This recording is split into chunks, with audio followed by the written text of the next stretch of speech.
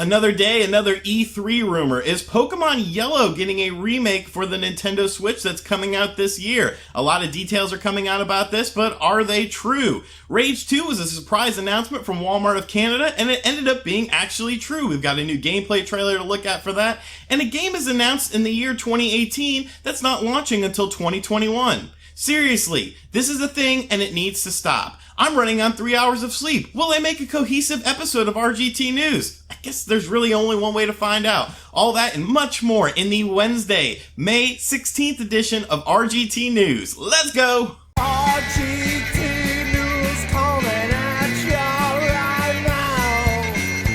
Woo! RGT 85 coming to you with the freshest video game news. Now take it away. A game that a lot of Nintendo Switch owners are obviously looking forward to is an upcoming Pokemon game on the Nintendo Switch. We've heard a lot of rumors from different industry insiders saying that it is the year of Pokemon on the Nintendo Switch. You will see it this year, and it will also be released this year. But today, a big leak came out about a game called Pokemon Let's Go Pikachu. Now, I really hope that that name is just sort of in development, because I think that name is absolutely horrible. It reminds me of Hey You Pikachu on the N64, which was a spin-off game for the Pokemon universe, whereas this seems to be more like a streamlined mainline Pokemon experience. Now, this is coming from the fan site Serby, which usually doesn't really post rumors about Pokemon games. They're more based on facts, so for them to post it kind of raises a few eyebrows. But these are the rumored things about Pokemon Let's Go Pikachu, which is supposedly launching on the Nintendo Switch this year. First and foremost, it is a Pokemon Yellow remake for the Nintendo Switch. Obviously, Pokemon Yellow is a game that is worthy of getting a remake. It's an older game. I'm totally cool with older games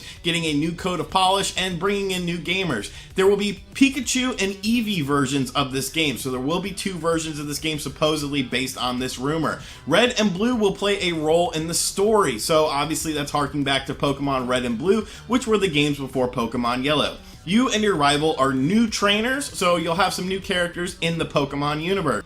HMs will still be replaced from Poké Ride and Alola, so it looks like they are implementing some of the more modern things from the Pokemon universe in this version of the game. The online segment will have a hub for players, which we pretty much expect, but here's where things get a bit interesting. There will supposedly be Pokemon Go interaction with this game. You catch Pokemon sort of like you catch it in Pokemon Go. There are rewards in-game and in Go for linking the two together. There will be new accessories that can be used with both Pokemon Go and Pokemon Let's Go Pikachu on the Nintendo Switch. An announcement is coming very soon, and the game is releasing this year. So what do I think of this? First and foremost, like I said, Pokemon Let's Go Pikachu, a terrible name. They need to get away from that. Keep it simple, keep it something that people can affiliate with a standard mainline Pokemon game if you want people to get really excited about it. I think the stuff about it being a Yellow remake is cool, and implementing the things from newer Pokemon games into this game is fine,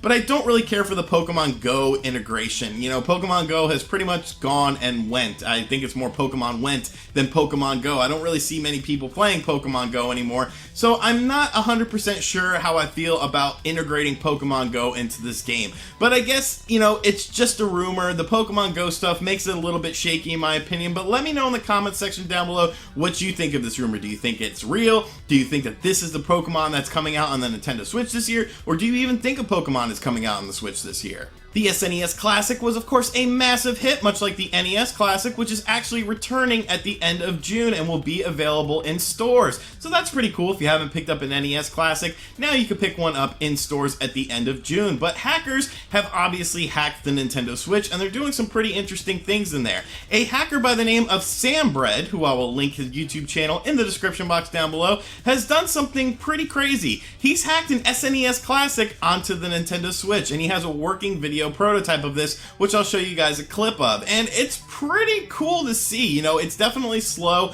but it is functioning, and for it to be such in its infancy, obviously they're going to have this up and running probably at full speed pretty soon. So once again, another interesting thing that hackers are doing. A lot of people are upset with Nintendo being very quiet on the virtual console front as far as retro games are concerned, besides the Nintendo subscription service. So very interesting, very cool to see hackers working on stuff like this, because it really opens up the possibility of the system. One franchise that I've absolutely fell in love with recently is the Outlast franchise, available on the Steam store, PS4, Xbox One, and of course Nintendo Switch. Outlast 1 and 2 are just phenomenal games, and it's really an inspiring story to hear about how Outlast 1 sort of came to be, because in a recent interview with the developers of the game, they basically had $1 million budget for this game after they finally got someone to pick it up, and now they are reporting that the game has garnished $64 million in sales. And honestly, that's just for the first Outlast game, I believe. That's not even taking Outlast 2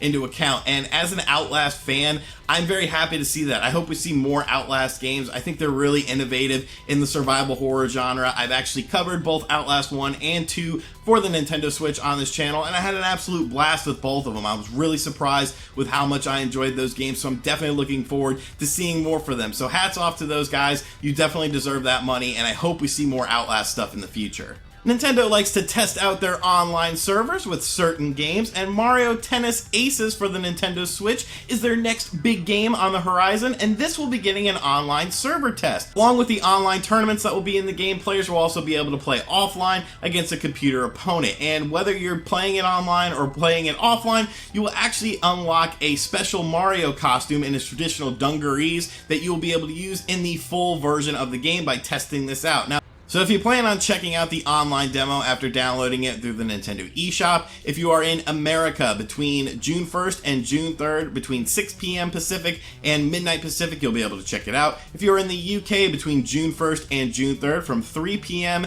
to midnight, you'll be able to check it out. So all regions will be able to check this out. I'm actually looking forward to it. I'll probably give you guys my impressions on it after checking it out, because I think it's a cool looking game. Definitely a return to form for the series, the Mario Tennis series. So I'm curious to see how Mario Tennis Aces turns out. So one of the Walmart Canada leaks that we talked about when that whole thing went up was, of course, Rage 2, and a lot of people were like, this isn't real, these leaks aren't real, but evidently they are real, because not only did Rage 2 get an announcement trailer on Monday, but on Tuesday it got a gameplay trailer, because Bethesda is not happy about this leak. And looking at the gameplay trailer for the game, I think it looks really cool. They sort of went away from the realistic sort of style of Rage 1 with a more over-the-top, almost Mad Max feel in Rage 2, but I think it'll suit the game well. It's definitely a very interesting looking game, and I'm looking forward to seeing more of it at E3 this year. No platforms have been confirmed for it, so I'm curious to see that as well, but a really cool looking game, and definitely a game I'll be wanting to check out. And finally, Stalker is heralded as a fantastic game by many people, a game I have not checked out, but I know there are tons of fans of the game. Well, Stalker 2 was announced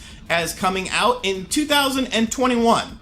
They announced a game in 2018 that's not coming out until 2021. 3 years. So I ask myself, why would you even announce this? Maybe you could say, oh, this game is in development, we're working on it. But to give a 3-year window, like, this seems to be becoming more and more prevalent in the gaming industry. You saw Sony be guilty of this at various E3s. There are still things from E3 2015 that are nowhere near complete and nowhere near ready to be coming out onto the platform. I am tired of these super early game announcements. I think it's ridiculous, because you constantly have to remind people, like, every few months, oh yeah, don't forget, this is coming out in like 3 years. It's just very silly to me. I'm sure Stalker 2 will be an amazing game. Obviously, it's probably going to be on next-gen platforms, whatever those are, in the future, but please stop announcing games 2 or 3 years out from when they're ready to be done. It's just silly at this point. Alright, and that is going to do it for the Wednesday, May 16th edition of RGT News. Let me know what you guys think of the news in the comments section down below, what you think about this Pokemon Yellow potential remake, and what you think about games being announced way too early. Also, we are dangerously close to 100,000 subscribers, so I am doing a giveaway. I'll have a link in the description box and in the pinned comment to where you guys can find out how to enter this giveaway. We're giving away 2 really cool items, a Super Retro Trio HD with Joe and Mac bundled in, and a GameCube HD adapter from Eon Gaming. Both products I have covered on the channel. Both of these products are coming to us from Castlemania Games. Ryan was kind enough to donate these 2 prizes to the channel, so make sure you guys go do me a solid and check out Castlemania Games' website. Of course, you can save 10% on everything in his store by using the coupon code RGTCares. If you're new to the channel, make sure you subscribe, turn on notifications. RGT News is every Wednesday and Friday morning at 9 a.m. even when I'm dirt tired because I only slept 3 hours last night. My sleep schedule is terrible. I am rambling. Thank you guys for checking out this video. I'll catch you on the next one. Later. RGTNEWS! RGTNEWS!